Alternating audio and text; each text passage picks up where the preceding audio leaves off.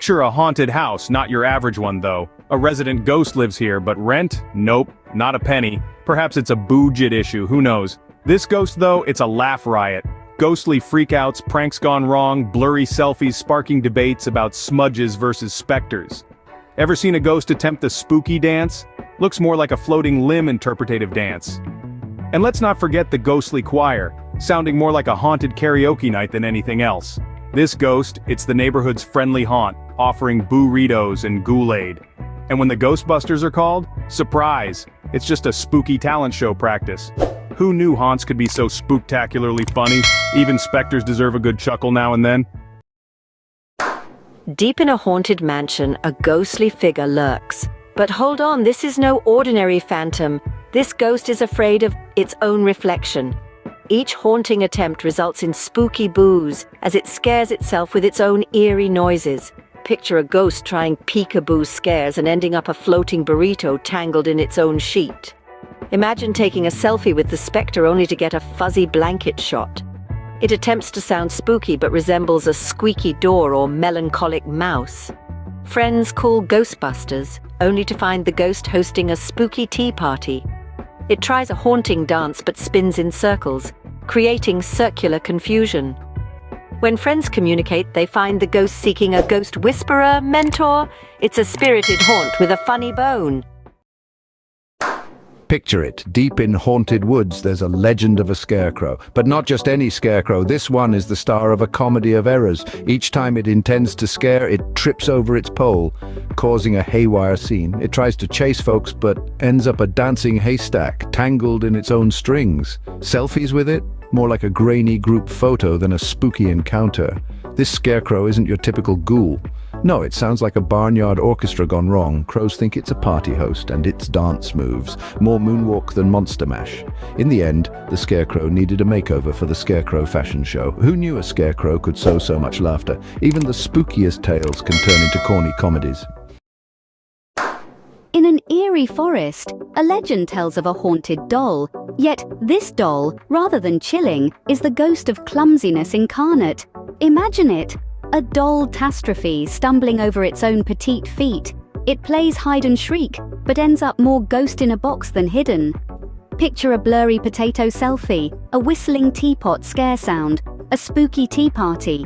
It even dances the toy tango, tripping on its tiny shoes. And the doll's true wish? A play date with living dolls. A haunted doll or just doll-itefully clumsy, you decide. Picture this. An old, dimly lit haunted house and a ghostly librarian named Ethel. Is she frightening or just misplaced? Maybe she's merely in search of reading glasses. In walks Barry the bookworm, mistaking Ethel's spirit for a book. Hilarity ensues. Phoebe the photographer tries to capture Ethel but gets a foggy picture instead. Tim the troubadour plays a haunting melody that's more lullaby than scary. Arthur the assistant librarian discovers that Ethel's not haunting as much as hosting a spooky book club. Gloria the ghost dancer entangles herself in spectral stumbles, trying to teach Ethel a ghostly dance. Xavier the exorcist realizes Ethel isn't haunting, but hosting a spirit world book lovers convention.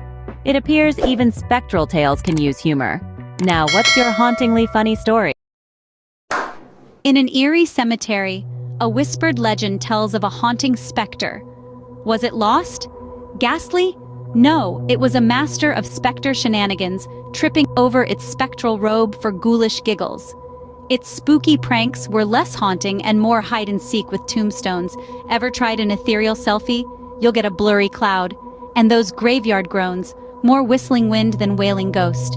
It wasn't terror the specter sought, but a spooky tea party, a phantom dance, and a spiritual game night. Who knew even eerie legends can turn into a graveyard of giggles? Picture a haunted mansion with a clumsy ghost named Ethel. Tripping over her spectral gown, a series of ghostly pratfalls ensues. Enter Barry, mistaking Ethel's presence as a chance to flex his bravery. Cue the fearless confrontations. Phoebe, camera in hand, captures a fuzzy aura, while Tim's eerie guitar tunes sound more like a haunted lullaby. Meanwhile, Arthur uncovers Ethel's true intention, a spectral dinner party gone awry. Gloria attempts a spectral dance lesson, causing a spectral ruckus, while Xavier discovers it's all just a spectral meetup for lost spirits. Who knew hauntings could be so spirited? Imagine a graveyard. No, not a spooky one, but a stage for ghostly antics. Meet Ethel the Ephemeral, our resident apparition who stumbles over her spectral robes more often than she haunts. Benny the Bold mistakes her for a chance to prove his courage, while Penny the Photographer attempts to snap her result in foggy snapshots.